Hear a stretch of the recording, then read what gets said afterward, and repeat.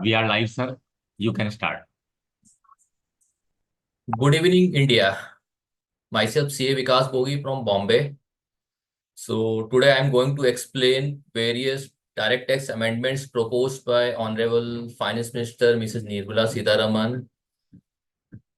So this was the first budget of Modi government 3.0. So there were lots of buzz about many of the corporates regarding what shall be the outcome of the budget. There were lots of speculation about what they will give in this budget or not, or lots of other things. So let us see what CH given in this budget to everyone.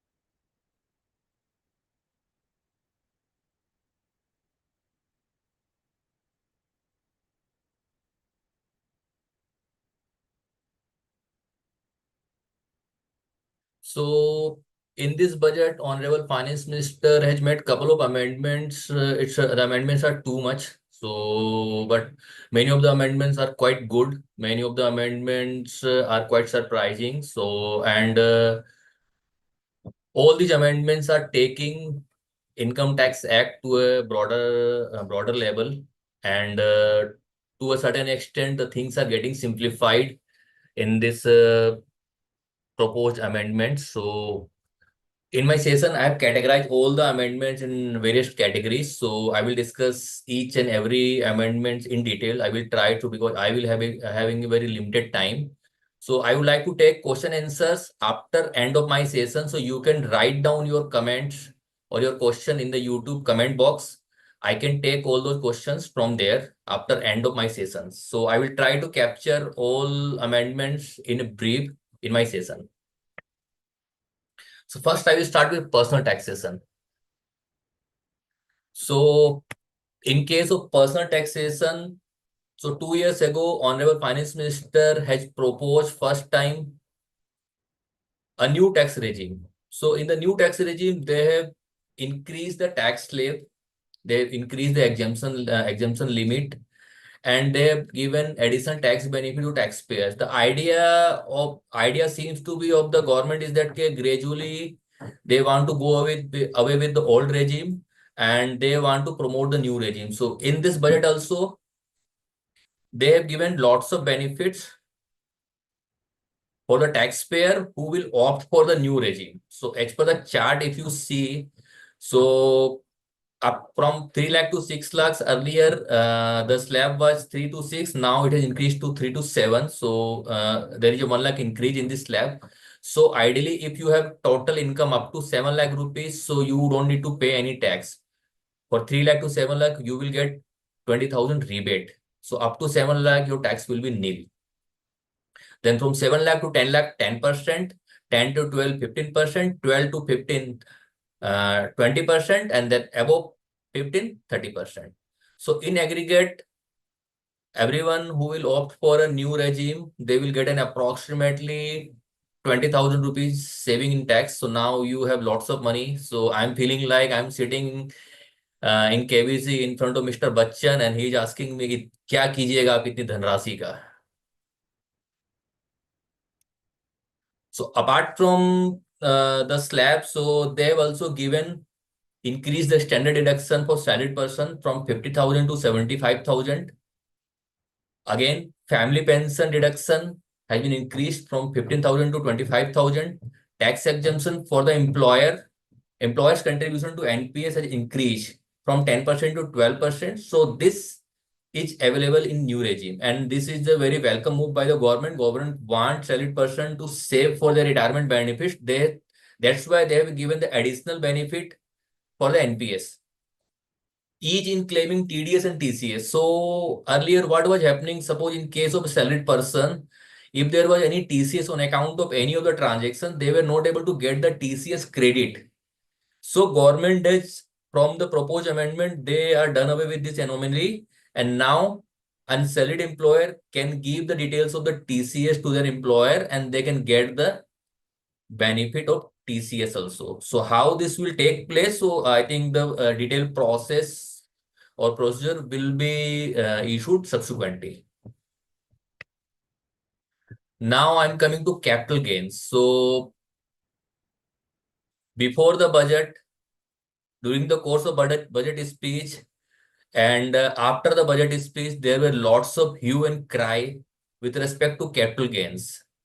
Before the budget, there were lots of speculation about the capital gains, even during the budget speech, when Honorable Finance Minister were talking about capital gains, stock market was nose dives, and subsequently it got bounced back.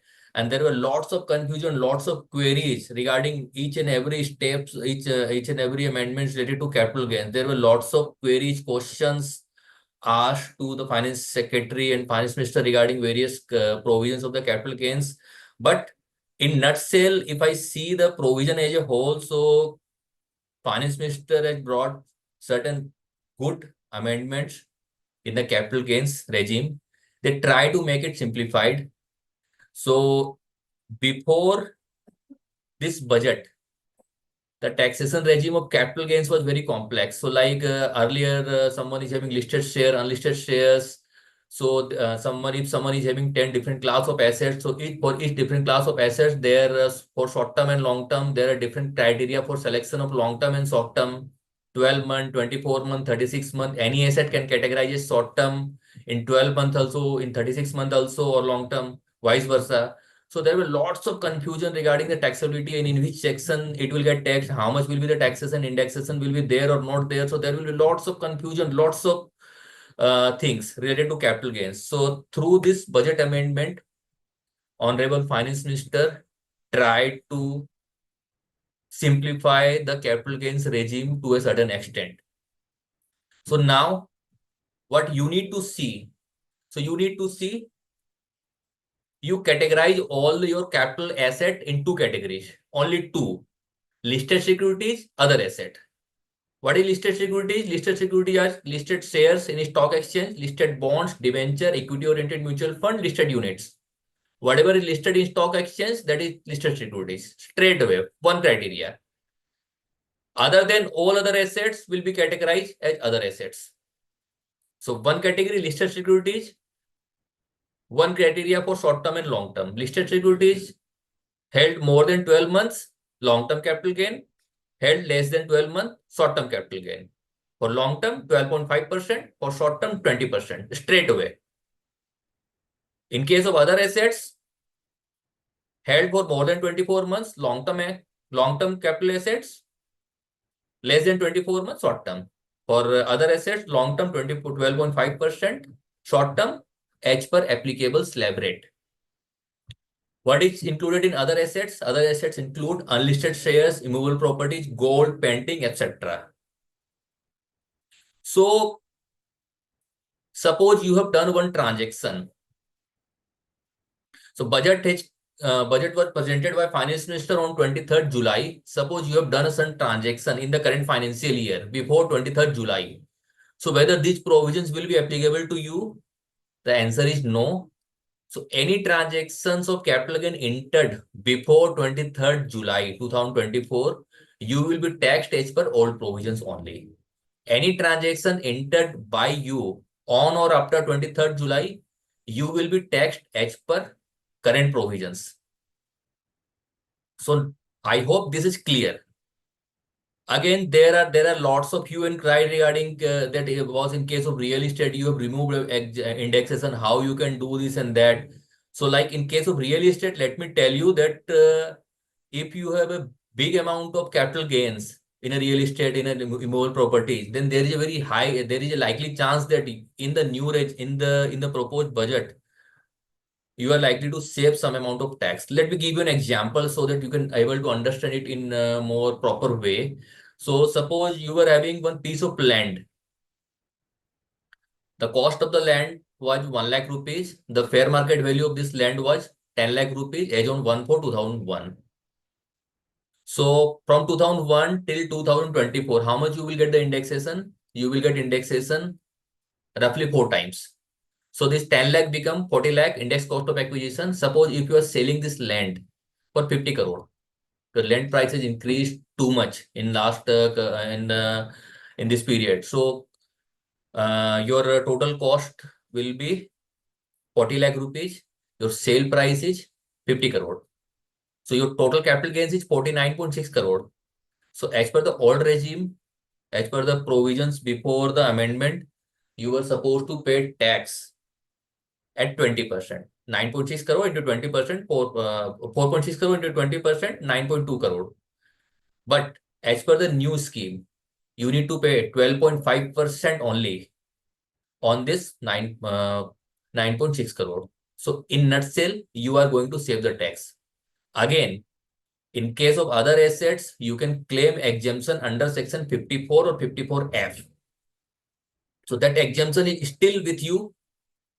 One more thing, in case of listed securities, what they did earlier, if you are having a long-term capital gain up to 1 lakh, that was exempt for listed securities. Now it has increased to 1,25,000. So they marginally increased the tax rate for the listed securities.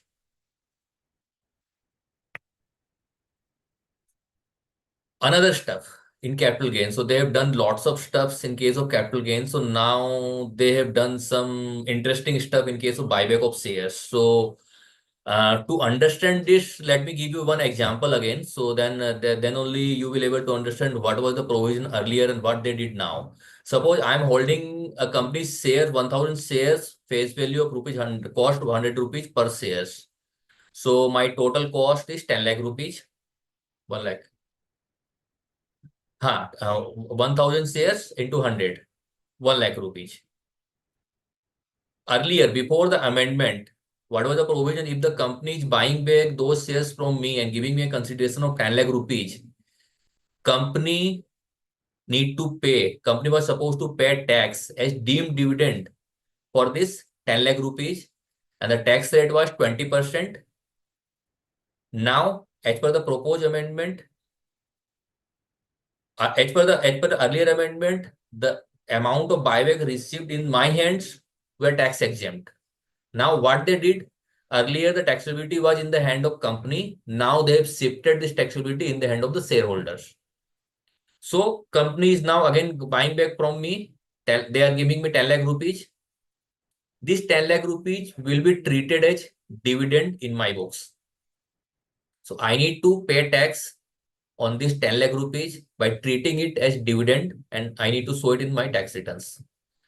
Now again question is, and this dividend will get taxed as per my slab rate. So earlier, if I was getting, so in this dividend amount, in this buyback amount, earlier the company was paying 20% tax.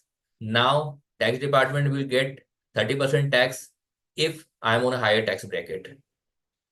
Another thing, so then what will be your cost of acquisition? In this case, my cost of acquisition is 1 lakh rupees. This cost of acquisition will not be allowed to take as deduction while calculating the dividend. So then what? This cost of acquisition, I can be allowed to carry forward as a long-term or short-term capital loss, or I can carry forward for up to the 8 years as per the law. When the company will pay me the buyback consideration, they will deduct 10% flat TDS. So through this, the government is getting TDS also on this item. Another amendment with respect to capital gains. Earlier, many of the companies or some other entities were doing certain transactions with respect to capital assets, and they were treating these transactions as a gift. So department has disputed these transactions as a gift. Then the taxpayer went to higher courts, and higher courts has given a view that yes, this transaction of capital asset by this company will be treated as gift for the capital gain purpose. So now the government has proposed the amendment that only in case of individual or HUF, when you are dealing with a capital asset, then only it will be treated as gift for capital gain purpose. No other entity can claim any transaction for gift purpose. TDS and TCS. So earlier we were so there are lots of amendments in TDS and TCS. So earlier, everyone was thinking that the TDS and TCS mechanism is just to like advance tax and government want to collect taxes more. But this is not about just collection of taxes.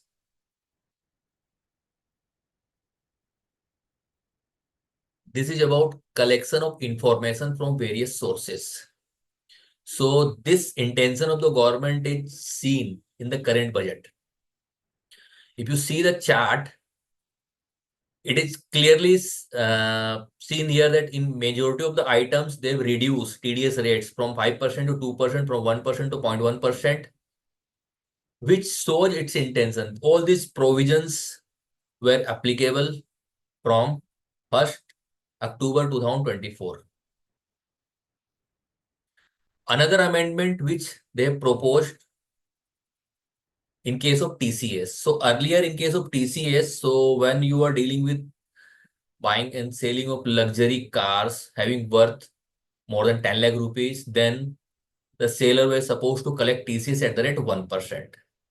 So now what they did, they have included in this definition luxury goods. Anything, any luxury goods having a sale consideration of more than 10 lakh rupees, then the seller need to deduct TCS at the rate 1%. So what kind of luxury goods? It can be a painting of M.F. Hussain. It can be your Rolex watch. It can be your any antique item, anything, any capital asset which is having worth more than 10 lakh rupees. So the intention of the government is not to collect the TCS 1%. Intention is to get the information about all the high value transactions. Another amendment in TDS and TCS. So now earlier in case of minor child where there was any TCS, so there was no such provision to claim those TCS credits. So now they have proposed some amendment. As per those amendments, they are saying that the income of the minor child which is getting clubbed with any of the parent, so that particular parent can claim the TCS credit. One of the welcome amendment proposed by Finance Minister, even she have explained this about this amendment in her budget speech, decriminalization of TDS provisions.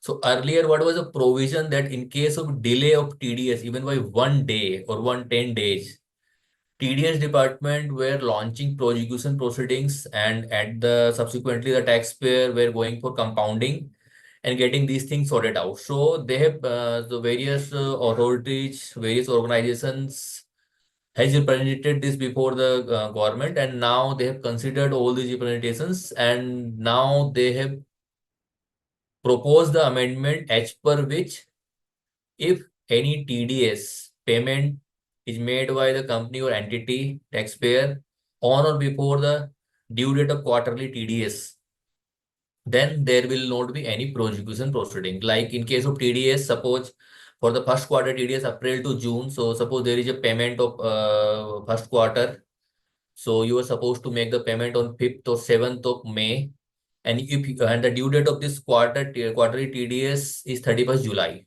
So instead of 7th of May, if you are making the TDS payment by 31st July, then department will not prosecution proceeding against you.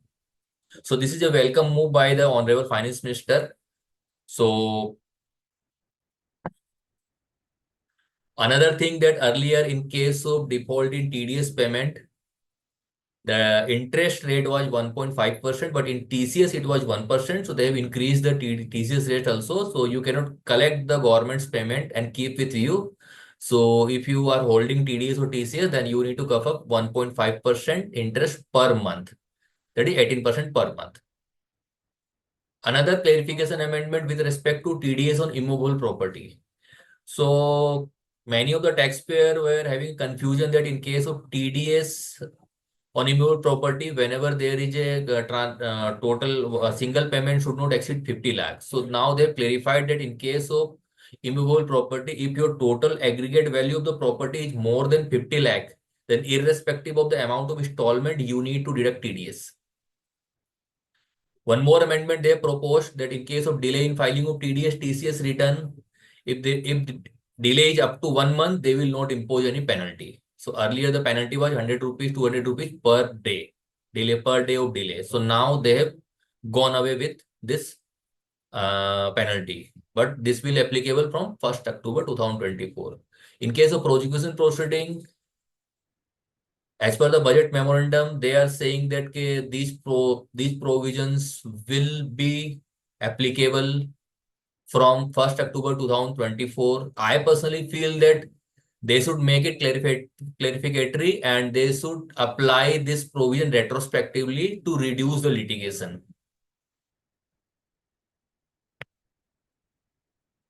Now I'm coming to litigation and reassessments. So in case of search and seizure, so wherever there is search and seizure in any of the taxpayers, so suppose the search takes place in this year. So earlier, their assessment up to 10 years were getting reopened. They were getting captured in the search along with the search cases. Now they have reduced this to 6 years. 6 year plus the year in which the search takes place. Suppose the search takes place in the year July 2024. So then financial year 24-25 and 6 year before that, it will come under the block assessment. And if something is in the block assessment, then you cannot do any other assessment till the time the block assessment is complete.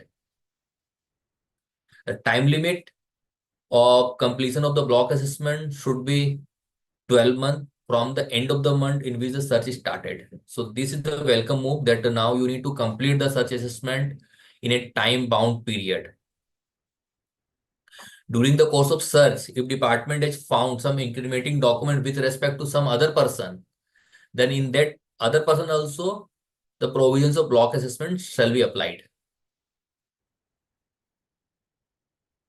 What shall be the tax rate in case of search assessment? So in case of block assessment, so you need to pay tax. Suppose you have undisclosed income of 100 rupees. So you need to pay tax at a flat rate of 60%, 60 rupees. Now, and the government is also saying that they will not impose interest to 34 ABC, but they are saying that they will impose a penalty of 50% of undisclosed income. So out of your 100 rupees undisclosed income, you pay tax 60 rupees, you pay tax a penalty 30 rupees. Now you are left with 10 rupees. So instead of keeping any undisclosed income, it is advisable to pay tax straight away and be relaxed. There is one welcome amendment proposed by the finance minister in case of CIT appeals. So in case of scrutiny assessment, so many times the taxpayer were not able to submit any information with the government, with the tax officers, and tax officers were passing best judgment order under section 144. And the taxpayer somehow filed appeal before CIT appeal. Earlier, CIT appeal were compulsorily sent the matter to ITO for the remand report because the ITO has not reviewed document during the course of assessment proceeding. So now CIT appeal power has been increased and CIT appeal has been given a discretion to either take the remand report from the assessing officer or to set aside the complete assessment order and direct the assessing officer to pass a fresh assessment order. So this is a welcome move. So it will reduce litigation to a certain extent.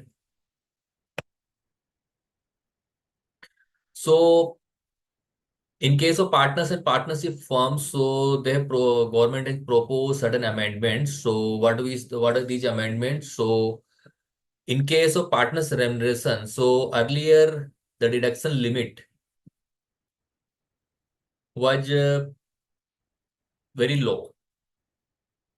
Earlier it was the as per the table. So earlier it was 3 lakh or 90% of the book profit, whichever is more. In case of first 3 lakh profit, and then the remaining part of the profit is 60%. So now they have revised this criteria that on the first 6 lakh of book profit, so straight away 6 lakh, and on the balance profit at the rate of 40%, 60%. So now in case of partnership firm, they will get more remuneration or interest as eligible, more remuneration as eligible for deduction. Apart from that, they brought TDS mechanism. In case partnership firm is making any payment to the partners towards salary remuneration, interest, bonus, commission, if it exceeds 20,000 rupees, then they need to deduct TDS at the rate 10% under section 194T. And now you cannot, like in case of many partnership firms, they are doing lots of transactions within partnership firm and company firm, firm and partner. And they were earlier they were showing remuneration at the year end that this X amount is the remuneration. So now, if you want to get a deduction, you need to deduct TDS every month. Otherwise, this will come under the provisions of non-deduction of TDS. Apart from that, Finance Minister has proposed couple of other amendments. So these amendments are like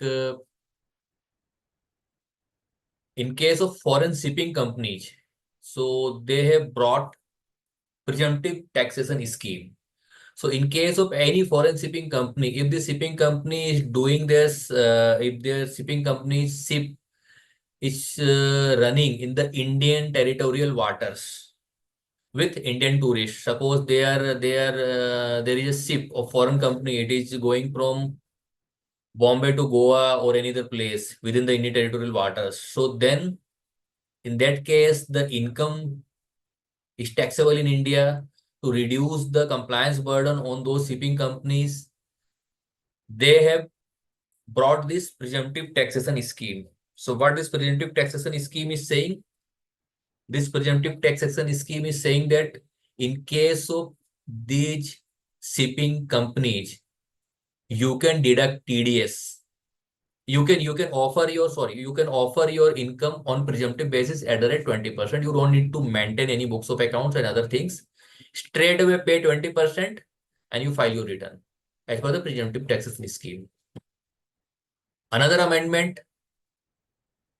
many of the corporates, what they were doing, they were making payments. In case of many corporates, they were having lots of dispute among various parties, various stakeholders, and many times to avoid the litigation, they were opting for out of the court settlements.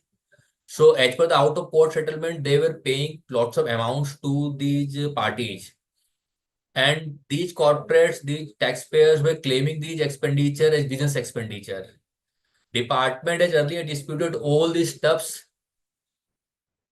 Then the taxpayer moved to various courts and courts has decided that this payment for out of court settlement is a business expenditure. So now the finance minister through this budget proposal, budget amendments, has stated that in case of all these out of court settlement payments,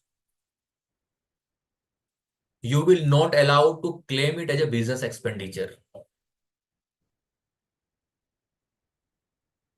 Another welcome amendment by finance minister in case of equalization levy.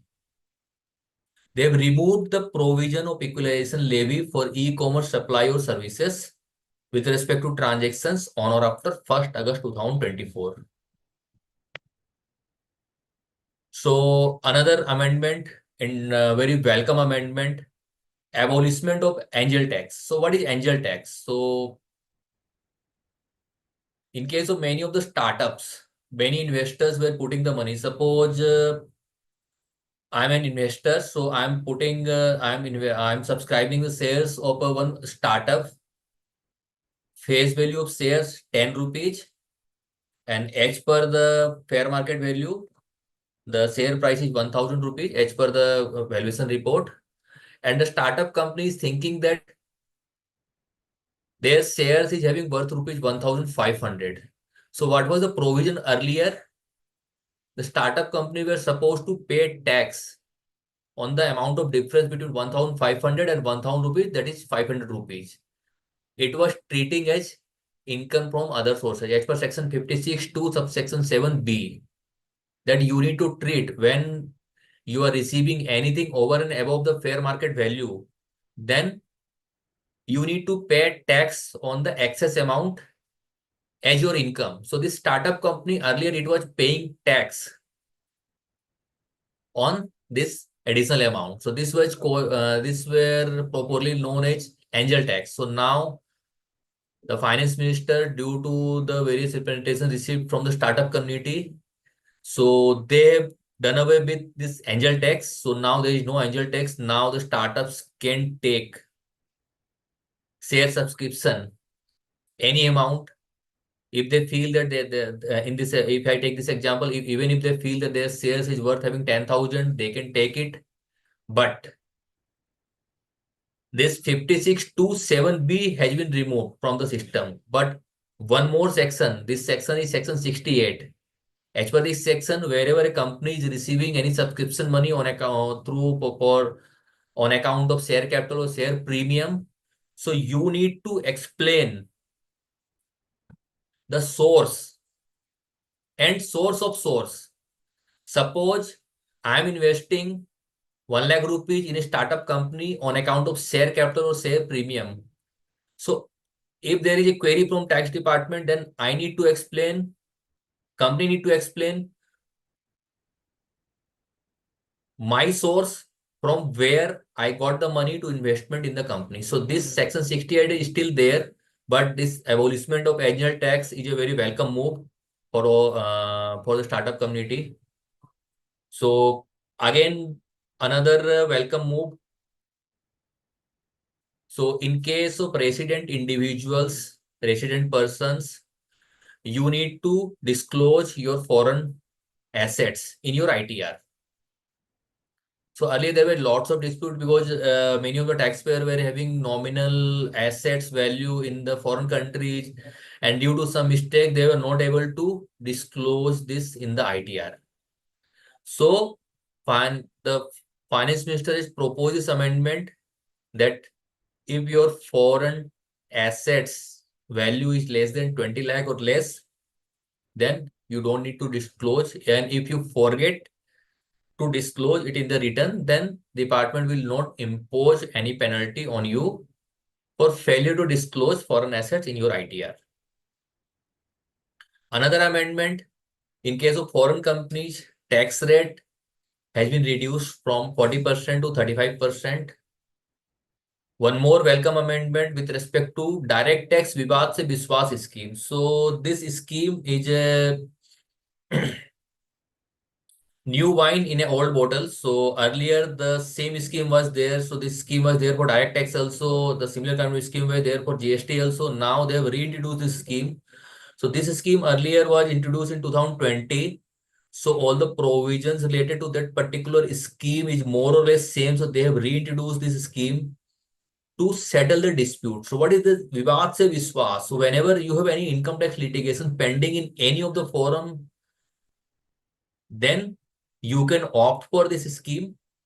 You can settle your case with department. What you need to do, you need to pay certain amount of tax, and department will waive off interest and penalty, and your case is settled. So detail, I'm not discussing about the this scheme in detail here. So it is there in the budget memo.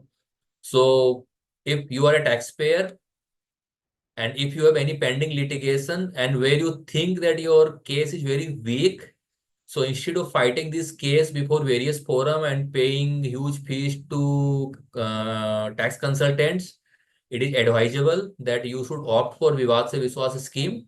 Go for it, file it, pay the tax, and be relaxed. So with this, I'm concluding my presentation. So if so, I have summarized in a very fast way. So if you have any questions, any queries, then you can ask me. You can write down your queries in YouTube chat box, or I will try to give answer of all the queries. Still, if you have any queries unanswered, you can connect me directly on my email ID given there, or you can connect me on LinkedIn. So,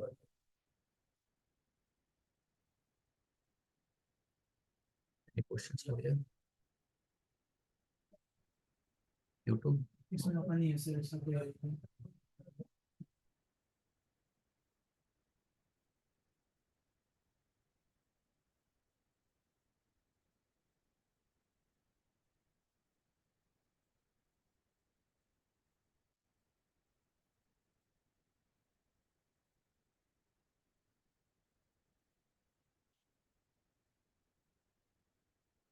Any questions are there?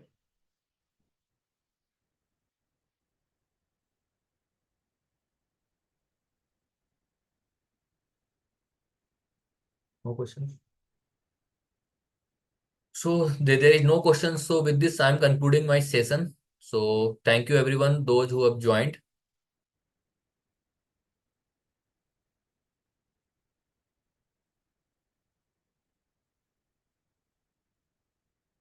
So I'm concluding my session. Thank you Thank you very everyone much, for sir. patiently